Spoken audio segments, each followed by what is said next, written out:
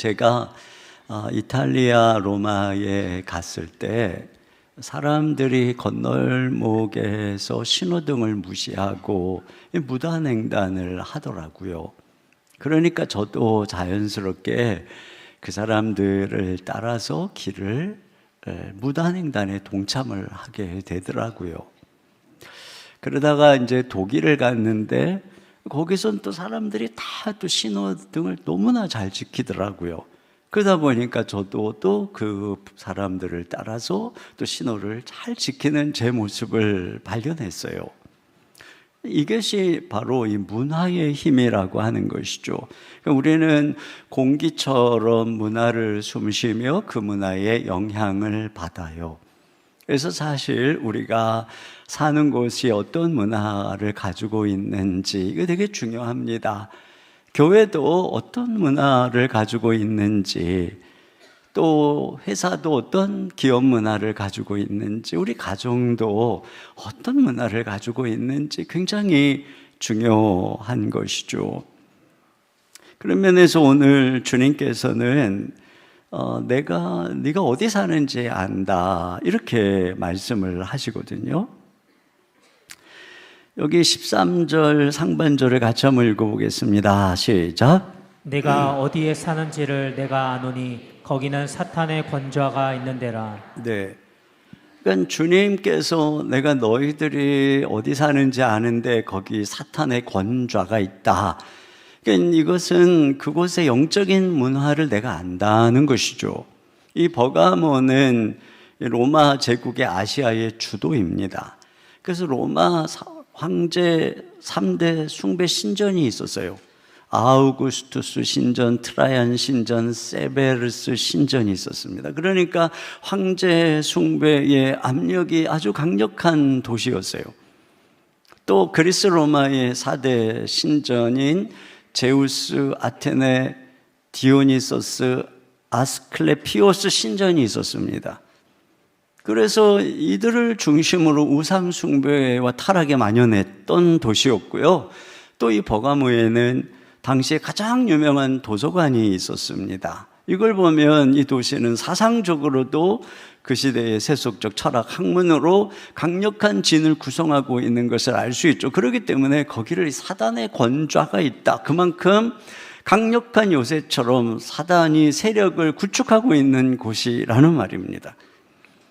자, 그런데 먼저 이걸 생각해 보면 여기 내가 그걸 안다라고 하실 때 주님이 안다는 것은 칭찬입니다.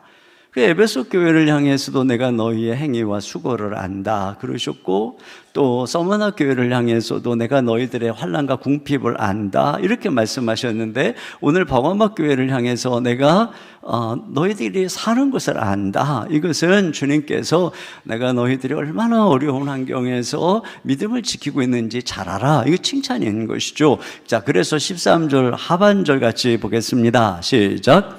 내가 내 이름을 굳게 잡아서 내 충성된 증인 안디바가 너희 가운데 곧 사탄이 사는 곳에서 죽임을 당할 때에도 나를 믿는 믿음을 저버리지 아니하였도다. 네, 안디바가 거기서 죽임을 당했습니다. 이게 종교적인 신앙적 핍박이죠. 그런데 버가모 교인들은 그럼에도 불구하고 믿음에서 떠나지 않았다는 것이에요. 핍박 속에서도 믿음을 지키고 있었던 것을 칭찬하고 있는 것입니다. 여러분, 오늘도 주님께서는 여러분이 얼마나 어려운 환경에서 믿음을 지켜가고 있는지 잘 알고 계세요. 내가 믿지 않는 남편의 눈치를 보면서 신앙생활을 하려고 잘하는 거 내가 다 알고 있다. 내가 너의 믿음을 조롱하고 핍박하는 그런 회사 분위기 속에서 또 때로는 네가 손해를 보면서도 나를 충성되이 섬기는 건 내가 잘 알고 있다. 네가 이 아픈 몸을 이끌고 이렇게 헌신적으로 주를 섬기고 네가 이 자리에 나와서 예배하고 있는 것도 내가 알아. 네가 그렇게 바쁜 환경에서도 이렇게 와서 나를 예배하고 있는 거 내가 잘 알아. 네가 이렇게 어려운 환경에서도 네가 나에게 헌신하고 있는 거 내가 잘 알아. 주님께서는 다 알고 계시는 것이죠. 자, 그런데 이 칭찬 뒤에 책망이 이어지고 있어요. 자, 14절 같이 읽습니다. 상반절입니다. 시작. 그러나 내게 두어 가지 책망할 것이 있나니 거기 내게 발람의 교훈을 지키는 자들이 있도다. 네. 자, 그러면 발람의 교훈을 지키는 자들이 있다고 했는데 그게 뭔가요? 자, 하반절 보겠습니다. 시작. 발람이 발락을 가르쳐 이스라엘 자손 앞에 걸림돌을 놓아 우상의 제물을 먹게 하였고 또 행음하게 하였느니라. 여기 이제 이 발람의 교훈이 나오는데요. 민수기 25장에 보면은 출애굽하던 이스라엘 백성들이 시딤에서 이 모압 여인들과 음행을 하고 그 여인들의 꼬임에 빠져서 바알 부호를 숭배하는 우상 숭배에 빠지는 사건이 일어나고 이 일로 인해서 연병이 그들에게 일어나서 많은 이스라엘 남자들이 죽임을 당하게 됩니다. 그런데 그 일이 어떻게 해서 그런 사건이 일어난 거냐면 뒤에 이 발람이 꾀를 써서 이 발락에게 이 꾀를 알려줘서 그래서 이 여인들이 이 발람의 꾀를 따라서 이 남자들에게 접근을 해서 그렇게 됐다는 거예요. 그런데 이처럼 버가모 성도들로 하여금 우상숭배와 행음에 빠지게 하는 잘못된 교훈이 있는데 그게 뭐냐? 니골라당의 교훈이다. 15절입니다. 시작. 이와 같이 내게도 니골라당의 교훈을 지키는 자들이 있도다. 네, 자, 이 니골라당의 교훈은 이 현대적인 이제 그 시대의 언어고 그 내용은 이제 과거의 이 발람의 교훈과 같은 내용인 것이죠. 그러면 어떻게 해서 이 버가모 교회 속에 이 니골라당의 교훈이 슬그머니 들어왔을까? 이게 바로 그 교회가 위치하고 있는 지역 문화의 영향이라고 하는 것이죠. 거기 아테네 여신전이 있다 그랬잖아요. 아테네 여신은 이 아름다움, 예술의 신입니다. 디오니소스는 술의 신이고 아스클레피오스 신은 치료의 신입니다. 그러니까 철저히 육체적이고 성적이고 쾌락적인 이러한 어떤 가치들이 이 신전을 중심으로 신전 창녀들을 중심으로 그 음행이 그 도시에 가득했던 것이에요. 근데 그 교회가 위치한 바로 그 도시의 그 음란한 환경, 문화의 영향이 지금 슬그머니 그 교회 안으로 들어오고 있다는 것입니다.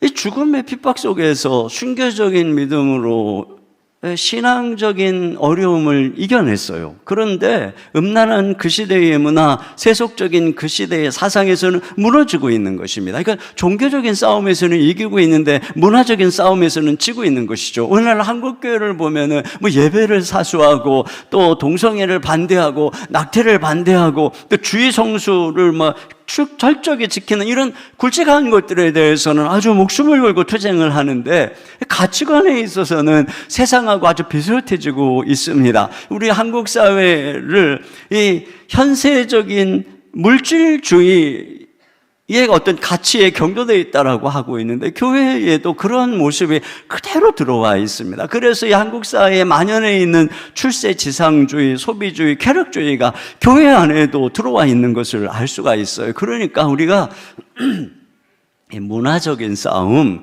사상적인 싸움에서 밀리고 있다는 것입니다. 여러분, 이 문화적인 싸움을 얕보다가 머리 깎여갖고 힘 잃어버린 사람이 삼손입니다.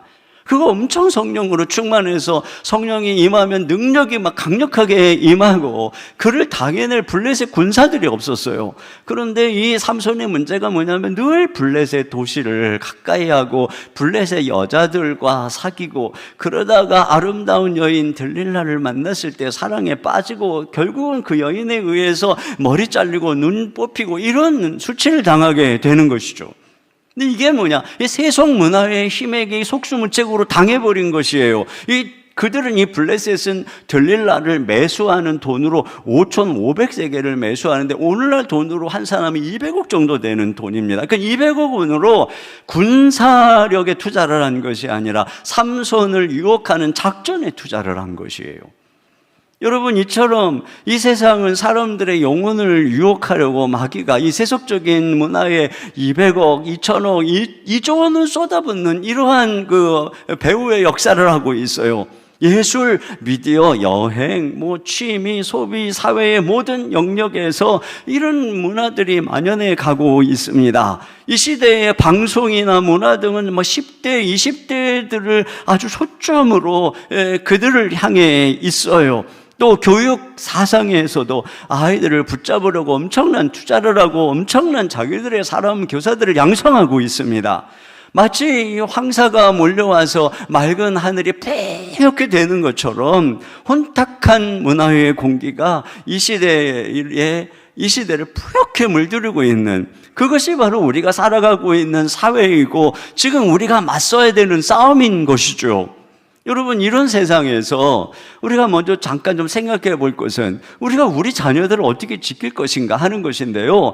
이런 세속 문화에 맞설 대항 문화가 있어야 된다는 것입니다.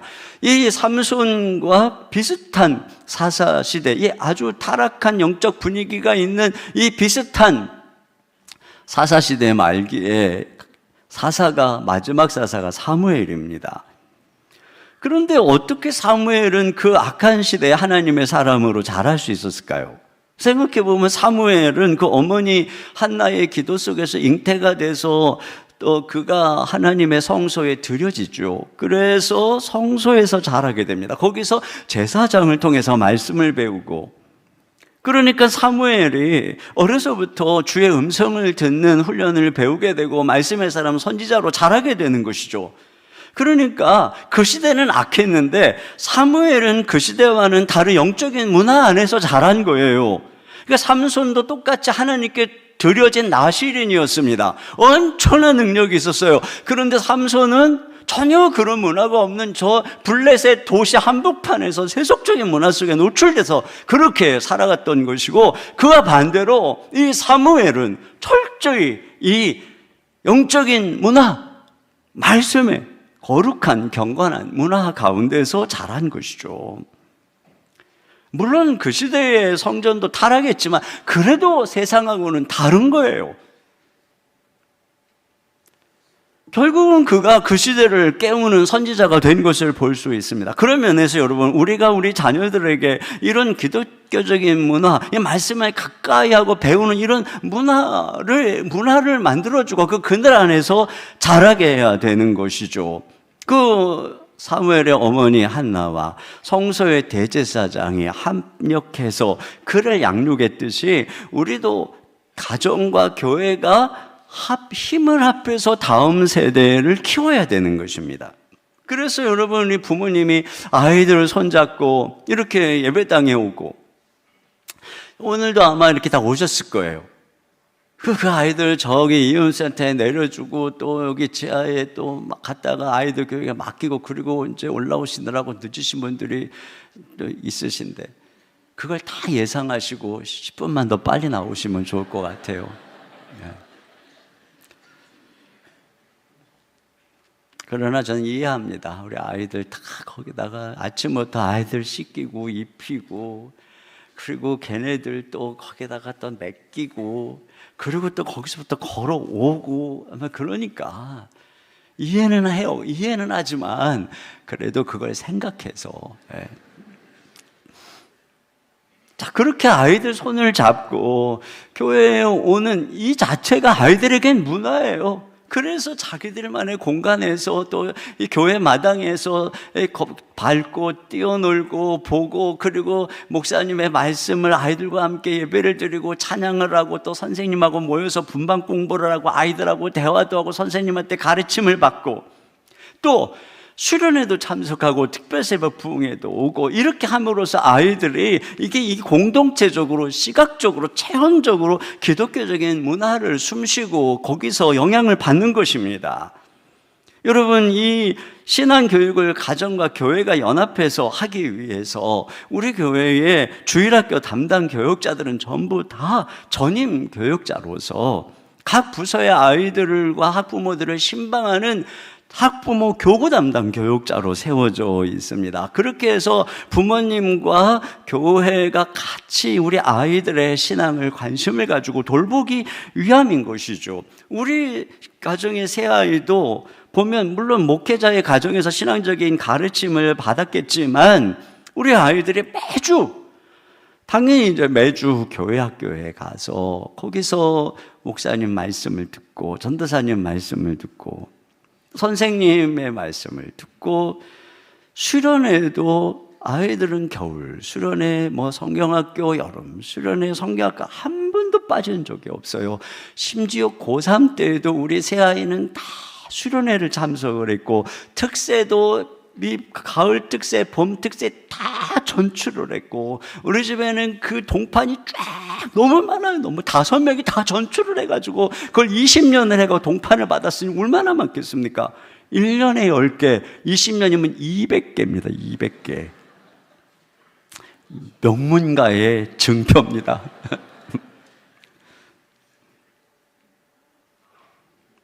그러다 보니까 주변에 다 이 친구들도 이 교회에서 만난 친구들, 학교에서도 그런 친구들이 많고 선후배들도 많고 그런 문화 속에서 자랄 뿐 아니라 아이들이 자라는 내내 그 아이들을 담당하고 있는 선생님이나 교육자를 통해서 늘 아이들의 신앙 상태를 영적으로 상담을 하고 이렇게 소통을 했어요.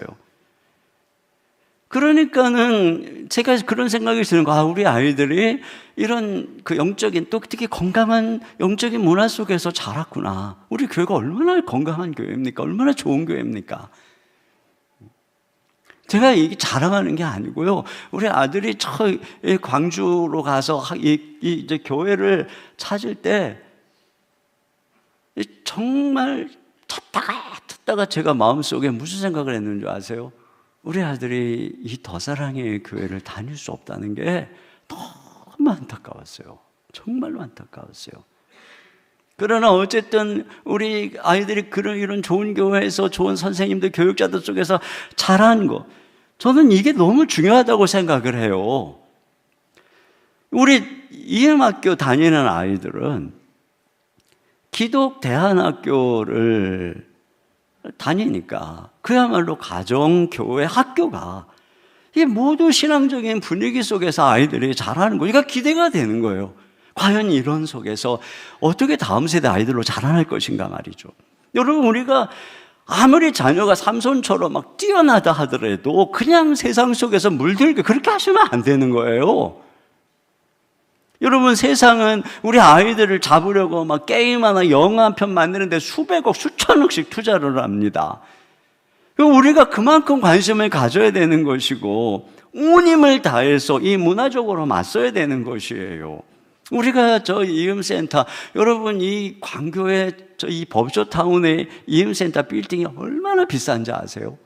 근데 그걸 온 성도들이 한평원금을 해서 그래서 그 공간이 전적으로 다음 세대의 공간으로 쓰여지고 있어요. 거기에 또 이음학교도 설립을 하고 이 본당도 우리만 여기서 이렇게 예배를 이 공간에서만 이것도 5번에 나눠서 예배를 드리고 애들보다 어른들이 훨씬 많은데 우리 이거밖에 안 써요. 나머지 저 밑에 애들이 다 쓰고 저기도 다 쓰고 뭐 그러고 있어요. 우리 애들은 우리보다 훨씬 적은데도 말이죠. 여러분이 그걸 모르는 것 같아서 제가 지금 새롭게 좀 말씀을 드리는 거예요.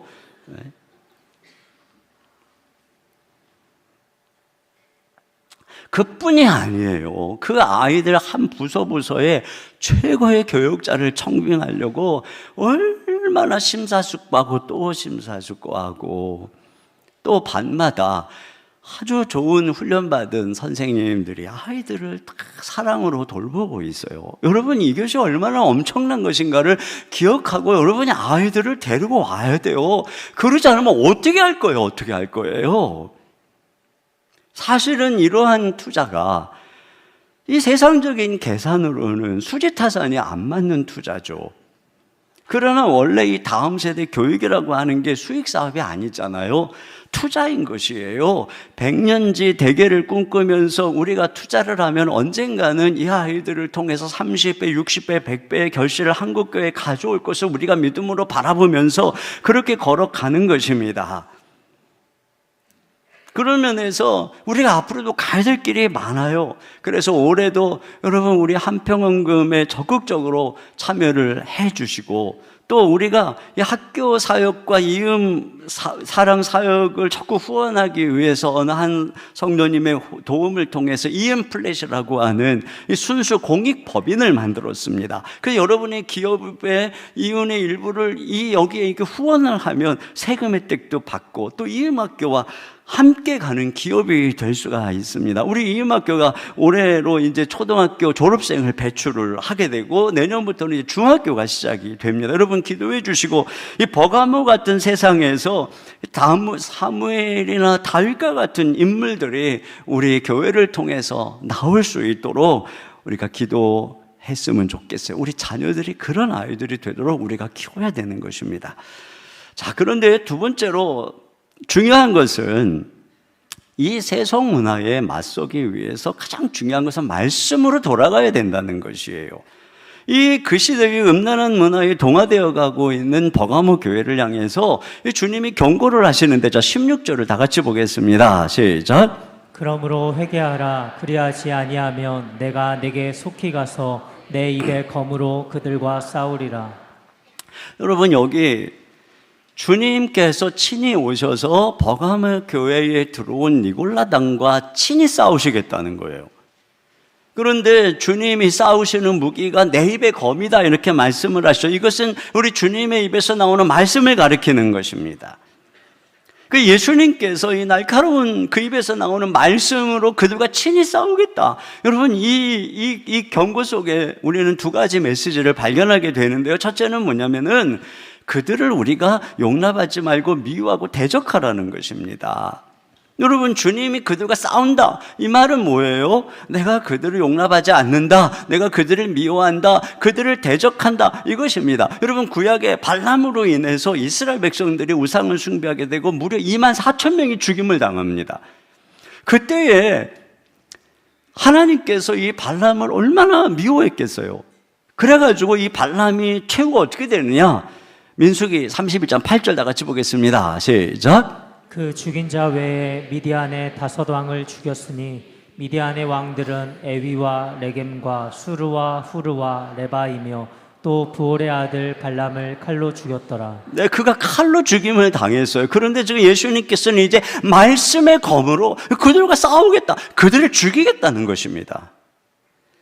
여러분 이처럼 예수님께서는 성도들을 꿰어서 파멸로 이끄는 니골라당의 교훈을 미워하는 것입니다. 그들을 너희들이 용납하고 마음 넓은 것처럼 그렇게 놔둘 게 아니라는 것이죠. 그런 면에서 여기 지금 회개하라라고 하는 것은 뭐냐면, 너희가 지금 이 니골라당을 교회에서 용납하는 그 모습에서 돌아서라는 것입니다. 지금 이들은 이 니골라당의 가르침에 맞서 싸우지를 않는 거예요. 여러분이 앞에 에베소 교회를 칭찬할 때 주님이 이렇게 말씀하셨어요. 6절을 같이 봅니다. 시작. 오직 내게 이것이 있으니 내가 니골라당의 행위를 미워하는도다. 나도 이것을 미워하노라. 내가 그들은 예수님이 너무너무 미워하는 니골라당의 행위를 그들은 미워했어요. 그런데 이 버가모 교회는 그러지를 않았다는 거예요. 이 종교적인 핍박에 대해서는 목숨 걸고 저항하고 싸웠는데 이 발람의 교훈에 대해서는 그건 내버려 두고 용납하는 이런 태도를 가지고 있었다는 거죠. 이게 뭘 의미하는 거냐면 벌써 그 시대의 이 문화적인 사상적인 영향을 받고 있다는 거예요. 그들의 마음에서부터 지금 구멍이 생기고 있다는 것입니다. 회개하라는 것이에요. 그들을 용납하지 마라. 그들과 단호하게 싸우라는 것입니다. 두 번째로는 여기서 배우는 교훈은 너희도 말씀의 검으로 그들과 싸우라는 것이에요. 여기 입에서 나오는 것은 말씀을 가리키는 것이죠. 우리 주님께서 장차 이제 친히 오셔서 그들과 말씀의 검으로 싸우겠다. 이 말은 뭐냐면 너희도 지금 그렇게 하라는 것입니다. 여러분 예수님께서 그 입에서 나오는 날선 검으로 심판하는 날은 마지막 재림의 때에 최종적으로 완성되는 것입니다. 그런데 그때 이 마지막 때에 세상을 심판하실 예수님이 지금 이 버가모 교회에 와 계시는 거예요. 제가 지난주에도 말씀드렸죠. 미래에 심판하실 주님이 지금 이미 교회 가운데 와 계시는 거예요. 그분의 모습을 보세요. 자, 12절입니다. 시작. 버가모 교회의 사자에게 편지하라. 좌우에 날선 검을 가지시니가 이르시되. 네. 바로 이 분이죠. 그러니까 예수님께서는 장차 오시면 이와 같이 날카로운 검 같은 말씀으로 사람들을 심판하실 것인데 그분이 지금 먼저 교회에 와 계신 것입니다. 그건 무슨 뜻이에요? 너희 교회가 이 날선 검 같은 나의 말씀을 소유해서 이 말씀으로 새로워져야 된다. 이 말씀으로 이 시대를 분별해서 너희가 거룩해져야 된다. 그래서 주님이 오셔서 세상을 심판하기 전에 너희가 먼저 이 말씀으로 너희 가운데 교묘하게 들어와 있는 발람의 교훈을 제거하고 거룩해져야만 한다는 것이에요. 여러분 히브리서에 보면은 이 날선 검인 말씀의 예리함을 이렇게 표현합니다. 히브리서 4장 12, 13절입니다. 시작. 하나님의 말씀은 살아있고 활력이 있어 좌우에 날선 어떤 검보다도 예리하여 혼과 영과 및 관절과 골수를 찔러 쪼개기까지 하며 또 마음의 생각과 뜻을 판단하나니 그 앞에 나타나지 않음이 없고 우리의 결산을 받으실 이의 눈앞에 만물이 벌거벗은 것 같이 드러나느니라. 네. 그러니까 우리 주님의 입에서 나오는 말씀이 얼마나 예리한지 이게 보통 구별하기 어려운 혼과 영을 찔러 쪼개고 관절과 골수를 찔러 쪼개고 아주 뭐 수술하는 칼처럼 예리한 칼이죠. 또 우리의 마음의 생각과 뜻을 판단하는 것이에요. 그래서 그 심판날에 우리가 어떤 은밀하게 행동했던 것들을 드러낼 뿐 아니라 그 행동의 근저에 있는 동기까지도 다 그 말씀이 낱낱이 드러낸다는 것입니다. 여러분 오늘날 뭐 장관을 세우려면 청문회에서 뭐 엄청나게 그 사람의 모든 걸 잊어버렸던 것까지 막 다 조사해서 드러내지만 그것들은 상상도 안 되는 엄청난 우리의 모든 숨은 죄와 생각까지 다 드러내는 그런 청문회가 열리게 된다는 것입니다. 여러분 이 모습은 마치 법정의 검사와 같아요. 이 죄를 드러내는 검사와 같습니다. 그런데 범죄자들은 자신의 죄를 숨기고 합리화하고 아주 뭐 최고의 변호사를 동원해서 방어하잖아요. 그래서 법의 전문가인 검사가 필요한 것이죠. 그래서 수년 동안 대학에서 또 대학원에서 공부를 하고 또 고시를 패스하기 위해서 엄청나게 공부하고 또 연수원에서 또 공부하고 그렇게 해서 이 법의 예리한 칼날로 악한 자들의 범죄를 밝혀내는 그러한 전문가가 양성이 되는 것이죠. 여러분 이처럼 주님께서는 오늘날 교회가 이와 같이 하나님의 말씀에 대해서 완전히 전문적인 그래서 이 좌우에 날이 선 아주 예리한 그런 말씀처럼 하나님 말씀을 깊이 있게 전문적으로 알아서 우리 속에 교묘히 들어온 문화적인 죄악들, 사상적인 죄악들 이런 것들을 다 분별해내고 우리 가운데 더러운 세상의 것들을 도려내고 그래서 우리가 거룩해지기를 원하는 것이에요. 그래서 훗날 우리가 심판대 앞에 서기 전에 거기서 막 다 까매겨지는 그러한 청문회 앞에 서기 전에 여기서 하나님 말씀으로 우리가 거룩해져야 된다는 것이에요. 여러분 우리 교회가 왜 어린아이서부터 청년들 그리고 장년들에 이르기까지 훈련을 강조하겠습니까? 지금 성장반, 제자반, 사역반 모집하고 또 1대1 또 전도폭발 모집하고 그러는데 이런 것들이 우리 교회의 근간을 형성하는 아주 중요한 훈련입니다. 소수의 목회자들이 전문가들입니다. 성도들과 1년 동안 같이 말씀을 훈련하고 말씀을 펴놓고 서로 나누고 또 말씀을 묵상하는 훈련을 배우고 책을 읽고 그리고 함께 주님을 알아가는 과정인 것이죠. 이 시간을 통해서 가장 많은 변화가 일어나는 거예요. 그래서 우리 가운데 있는 죄의 종양들이 하나 둘씩 다 제거되고 우리 가운데 있는 이 슬그머니 들어온 발람의 교훈들이 다 제거되고 그러다 보니까 어때요? 내가 건강해지고 가정이 건강해지고 교회가 건강해지고 사회가 건강해지는 거죠. 여러분, 육체의 건강을 위해서 우리가 혼자서는 잘 안 되니까 비싼 돈을 들여서 소수 정예로 하는 필라테스도 배우고 또 PT도 받고 수영 강습도 받고 그러잖아요. 이게 꽤 비용이 들어가잖아요.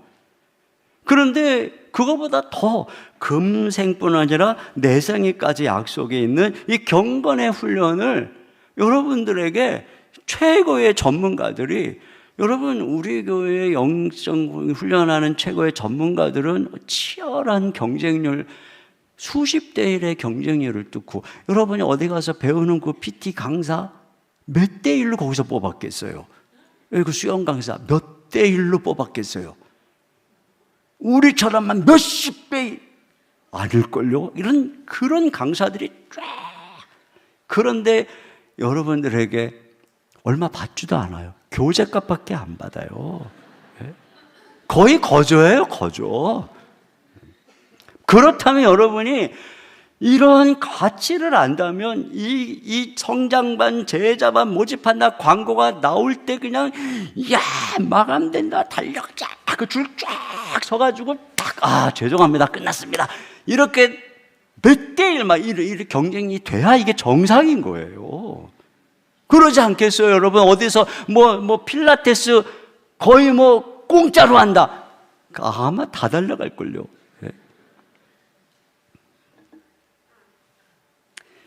자, 그러니까 여러분, 우리가 이와 같이 훈련을 받아야 되는 것이에요.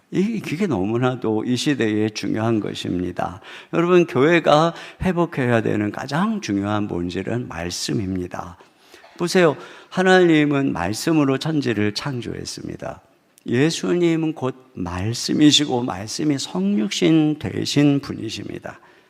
교회는 그래서 늘 그 말씀을 가르치고 말씀을 읽고 말씀을 배우고 권면함으로써 교회가 세워지는 것입니다. 그러니까 기독교의 생명은 말씀에 있는 것입니다. 그런데 중세 카톨릭이 모든 제도와 전통으로 말씀을 가릴 때 교회가 타락하고 암흑기가 오게 된 것입니다.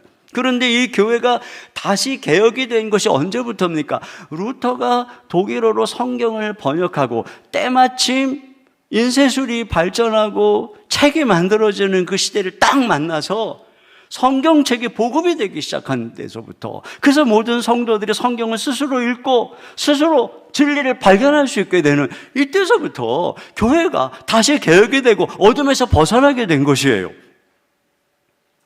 여러분, 그때의 로마 캐톨릭은 평신도들이 성경을 마음대로 읽고 해석하는 것은 위험하다. 그래서 성경 보급을 금지했습니다. 그런데 개신교는 위험하다 할지라도 성도들에게 다 성경을 읽도록 성령께서 깨우쳐 주실 테니까 그래서 맡긴 것입니다. 그래서 모든 성도들의 손에 성경을 들려준 것입니다. 이것이 종교 개혁이었고 이것이 오늘날 교회가 세워지게 된 본질이었던 것이에요. 그런데 만약에 오늘날 많은 교회들처럼 이 말씀을 다 덮어놓고 전통과 습관을 앞세우면 다시 교회는 암흑기로 들어가는 것이고, 이 제도와 전통을 앞세우는 천주교의 아류로 전락하는 것입니다. 차라리 천주교는 그런 제도와 전통을 앞세우고 사제들의 권위를 앞세워서 철저히 그것들을 유지해 가면서 나름대로 수준을 유지해 가고 있는데, 우리가 그렇게 제도적인 전통적 교회로 전락해버리게 되면 천주교의 수준에 한참도 미치지 못하는 아주 형편없는 모습으로 전락해가는 거예요. 이게 지금 한국교회의 현 주소인 것입니다. 여러분, 우리가 다시 살아가는 길은 하나밖에 없어요. 오늘날 교회가, 개신교가 건물이 작든 어떤 상가에 있든 상관없이 교회가 교회되는 것은 한 가지밖에 없는 것이에요. 이 말씀의 권위를 높이고 이 하나님의 말씀, 이것으로 돌아갈 때 진정 교회가 이 세상의 빛으로 드러나게 될 줄로 믿습니다. 마지막 세 번째로, 여러분 이 말씀이 세상의 문화를 이길 힘을 준다는 것입니다. 자, 여기 이기는 자에게 주님이 감추인 만나를 주시겠다고 하시는데 17절 상반절 같이 보겠습니다. 시작. 귀 있는 자는 성령이 교회들에게 하시는 말씀을 들을지어다. 이기는 그에게는 내가 감추었던 만나를 주고. 여러분, 여기 이기는 자에게 감추었던 만나를 주신다고 하죠. 자, 만나는 우리가 잘 알죠. 이스라엘 백성들이 출애굽할 때 광야에서 아무 먹을 것이 없는데 하늘에서 매일 아침마다 먹을 것이 내려왔어요. 그게 만나인 것입니다. 그래서 수백만 명이 40년 동안 광야에서 하늘에서 내려오는 그 양식을 먹고 살았어요. 여러분, 이처럼 오늘날 우리가 이 광야 같은 세상을 살아가면서 우리로 먹고 생존하게 하는 하늘에서 내려온 양식이 뭐냐? 그것이 바로 하나님의 말씀이라는 것입니다. 그런데 왜 감추인 만나라고 했느냐면은, 여러분, 이 성경이 단순히 만나요, 이 말씀을 읽으면 만나를 먹는 것이요, 우리는 이렇게 생각을 하죠. 그런데 사실은 만나는 이 성경의 문자와 율법과 교훈 속에 감춰져 있는 것입니다. 그래서 우리가 이 말씀을 성령님의 조명하심 속에서 기도하면서 연구하고 묵상할 때 우리는 말씀을 통해서 이 말씀의 진정한 생명의 떡이 되시는 예수님을 알게 되고 그분을 발견하게 되고 그분을 알아가게 되는 것이죠. 그분과 교제하고 그분의 음성을 듣고 성장하게 되는 것입니다. 그때 우리는 말씀을 통해서 감추어진 만나를 먹는 것이고, 그 감추어진 만나를 먹으면서 쭉 이 땅에서 살아가면 결국은 우리가 그날의 감추인 만나이신 참된 생명이신 예수님을 만나게 되는 것이에요. 그러니까 이 떡이, 이 말씀이 우리를 배부르게 하고 우리를 기쁘게 하고 영적 생명을 소성하게 하고 힘을 얻고 이렇게 되는 것입니다. 그런데 요즘에 왜 이렇게 내가 영적으로 힘이 없지, 활력이 없지, 왜 요즘에 이렇게 막 기운이 없지, 왜 옛날 같지 않지? 뻔한 거예요. 아침에 일어나자마자 유튜브를 묵상하고 드라마를 묵상하고 웹툰을 묵상하고 이렇게 하니까 온갖 세상적인 가치관이 나를 사로잡고 그냥 그 뉴스 이런 것들로 스트레스 받고, 이러니까 무슨 마음의 기쁨이 있겠습니까? 영적으로 굶주려가지고 아주 피폐해지고 있는 것이에요. 그러다 보니까 자꾸 세상 것을 사랑하게 되고 니골라당을 사랑하게 되고 미워하지 않게 되는 것이죠. 여러분, 다른 게 아니에요. 원인은 다른 데 있지 않아요. 이 말씀, 이 생명의 떡이신 말씀을 먹지 않을 때 문제가 생기는 것이, 2025년에 여러분이 매일 말씀을 읽고 또 말씀을 묵상하고 그래서 하늘의 생명력으로 충만하시기를 주님의 이름으로 축원합니다. 두 번째로는 흰 옷을 주신다, 이렇게 되어 있어요. 자, 여기 17절 하반절 보겠습니다. 흰 돌입니다. 흰 돌을 주신다. 17절 하반절 시작. 또 흰 돌을 줄 터인데 그 돌 위에 새 이름을 기록한 것이 있나니 받는 자 밖에는 그 이름을 알 사람이 없느니라. 근데 여기에 이 흰 돌이 뭐냐에 대해서는 많은 학자들이 이게 잔치에 들어올 때 이 표식과 같은 어떤 초청장과 같은 그런 것이라는 해석을 합니다. 이와 같이 이제 말씀을 가지고 쭉 살아가는 그래서 그 시대를 이겨나간 사람들에게는 하나님이 이 흰돌을 주신다는 거예요. 그런데 거기에 새 이름이 새겨져 있다. 이것에 대해서도 학자들이 이제 두 가지로 주로 해석을 하는데, 이 두 가지 다 의미가 있어요. 첫째로는 그 흰돌에 새겨진 이름이 우리의 거듭난 신자의 새 이름이다. 바로 이런 견해입니다. 여러분, 이름이라고 하는 것은 어떤 사람의 인격, 존재를 상징하죠. 근데 이름이 바뀐다는 것은 그의 존재가 바뀐다는 것이거든요. 야곱이 이스라엘이 되는 것처럼 말입니다. 그건 이와 같이 우리가 하나님의 말씀을 통해 우리의 존재가 바뀐다는 거죠. 그래서 우리가 새 이름으로, 하나님 앞에 새 이름으로 새로운 존재로 변화된다는 것입니다. 그건 우리가 훗날에 천국에 누가 들어가는 것이냐면, 이 땅에서 말씀을 통해 날마다 우리의 옛사람이 새사람으로 바뀌어서 예수님을 닮다가 나중에 주님 재림하는 그날에 그리스도의 형상으로 완전히 변화되는 그런 사람들이 천국 백성이 되는 것이에요. 그런 면에서 여기서 우리가 정말 중요한 것은 날마다 말씀을 통해서 우리가 변화되는 것이에요. 우리 인격이 달라지고 생각이 달라지고, 그래서 10년쯤 있다가 만나면 사람이 완전히 달라지는 거예요. 그때나 지금이나 아니면 저 사람의 인격이나 가치나 성품이 비슷하다. 그건 뻔한 거예요. 그 사람이 말씀 없이 그냥 세상 가치 따라 사는 거예요. 사실 그렇게 살면 안 좋아질 확률이 더 높아요. 그런데 그 사람이 10년쯤 있다 만났는데 와, 완전 딴 사람이 됐네. 이게 정상인 것이에요. 제가 과거에 이제 팀켈러 목사님이 한국에 오셨을 때 그분이 이제 초청권으로 컨퍼런스를 준비하는 일로 이제 이 목사님들하고 회의를 하게 되었는데 그 중에 한 분이 이제 사랑의 교회에 있을 때 함께 젊은이 사역을 담당했던 분이셨어요. 근데 그분하고 이제 회의를 하게 된 거죠. 제가 사랑의 교회 젊은이 사역할 때 같이 그분하고 회의를 하다가 20년 만에 다시 회의를 하게 된 거예요. 근데 그때 회의가 끝나고 그분이 그 회의에 같이 참석했던 정갑신 목사님 예수영남교회 그분하고 같이 이제 차를 타고 갔대요. 그러면서 나중에 이제 정갑신 목사님한테 얘기를 해준 거예요. 그분이 이렇게 얘기를 하더래요. 이인호 목사 왜 이렇게 부드러워졌어요? 무슨 일이 있었나요? 사람이 달라져도 너무 달라졌어요. 이러더라는 거예요. 그 정 목사님이 저한테 그러더라고요. 옛날에 얼마나 날카로웠는데 그러냐고. 사실 제가 옛날에 엄청 날카로웠던 거예요. 제가 그걸 그때는 몰랐어요. 어느 날 막 회의를 하는데 갑자기 그분이 뻘떡 일어나가지고 딱 회의하던 종이를 던지고 못 먹겠네! 그러고 나가시는 거예요. 그래서 저는 왜 나가지? 그랬는데 다 나를 쳐다보고 있는 거예요. 나 때문에 나갔던 거예요. 난 몰랐어요.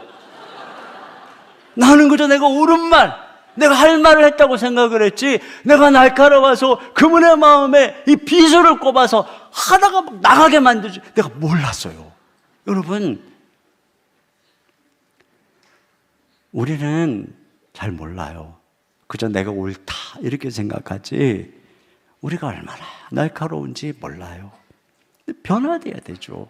여러분, 날카로운 사람이 계속 날카롭고 엄격한 사람이 계속 엄격하고 비판적인 사람이 계속 비판적이고 놀기 좋아하는 사람이 계속 놀기 좋아하고 뒷담화 잘하는 사람이 계속 뒷담화 잘하고 이런 사람은 그날에 이 새 이름을 받은 그 힌도를 초청장 받기 어려울 확률이 높아요.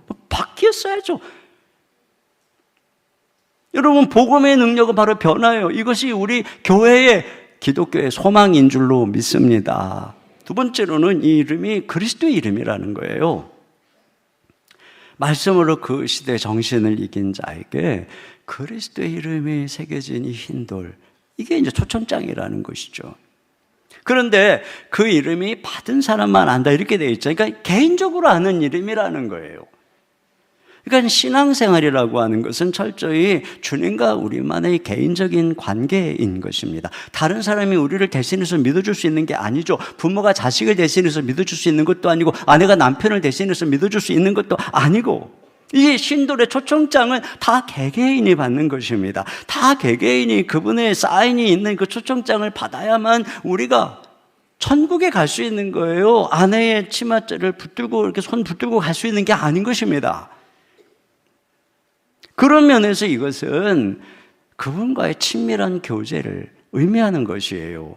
여러분, 우리가 말씀을 통해서 예수님을, 말씀이신 예수님을 알아가고 닮아가고 그분께 순종하고 그분과 교제하고, 이걸 통해서 우리가 이 땅에서 그분하고 교제하는 거예요. 그분을 날마다 바라보는 것입니다. 그러면 우리가 아는 거죠, 그 예수님을. 그러니까 그날에 그 문 앞에 섰을 때에, 자, 그 문 앞에 서서 예수님이 이제 주님이 초청장을 들고 한 사람 한 사람 다 들어오는 그 사람을 개인적으로 맞이하는 거예요.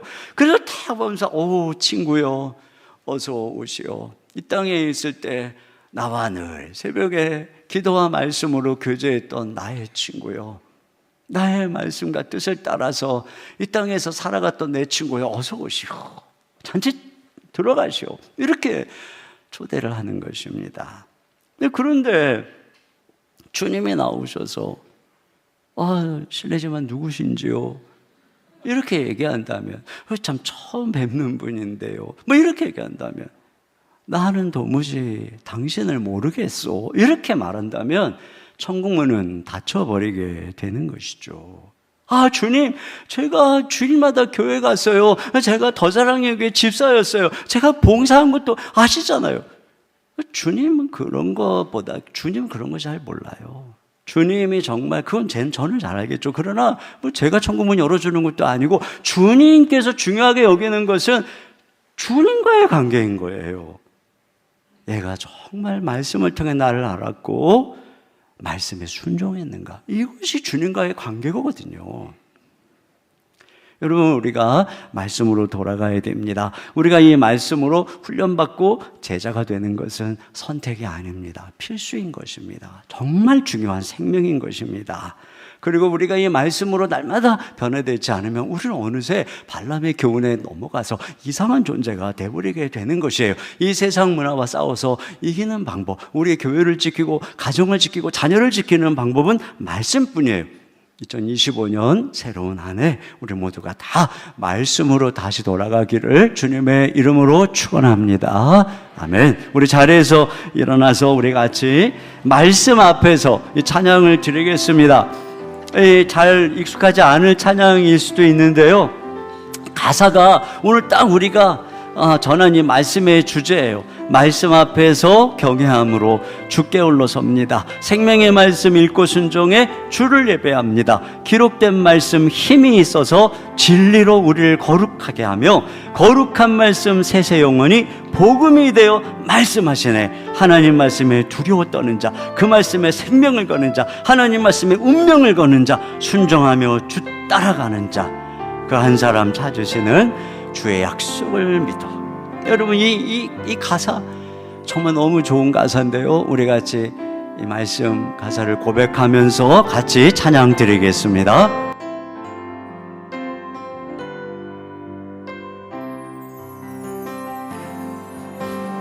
말씀 앞에서 경외함으로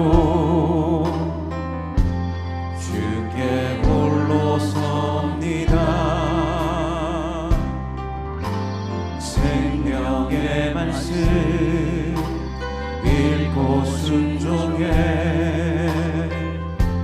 주를 예배합니다.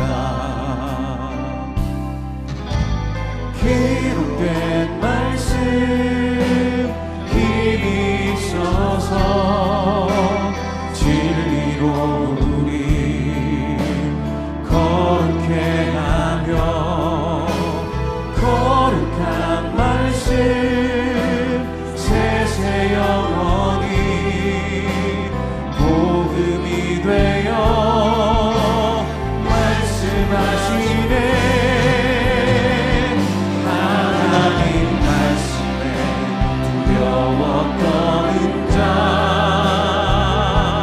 그 말씀에 생명을 거는 자, 한 사람 찾으시는 주님의 약속을 믿어. 우리 두 손 들고 찬양합니다. 하나님 말씀에 운명을 거는 자, 순종하며 주 따라가는 자, 영원한 하나님 나라 이뤄갈 주의 교회여 일어나라. 아멘. 우리 하나님, 우리 기도 제목 같이 한 목소리로 읽고 기도하도록 하겠습니다. 같이 읽겠습니다. 이 세상의 문화와의 싸움에서 지지 않게 하소서. 다음 세대가 하나님의 말씀을 가까이 하며 배우는 기독교적 문화 속에서 자라게 하소서. 아멘. 교회의 본질인 하나님의 말씀으로 돌아가 세속 문화를 용납하지 말고 대적하게 하소서. 훈련을 통해 말씀의 검으로 싸워 거룩하게 살게 하소서. 아멘. 날마다 말씀을 통해 예수님과 친밀한 교제를 하고 하늘의 생명력으로 충만케 하소서. 아멘. 우리 다 같이 한 목소리로 기도하겠습니다. 하나님 아버지, 참으로 감사합니다.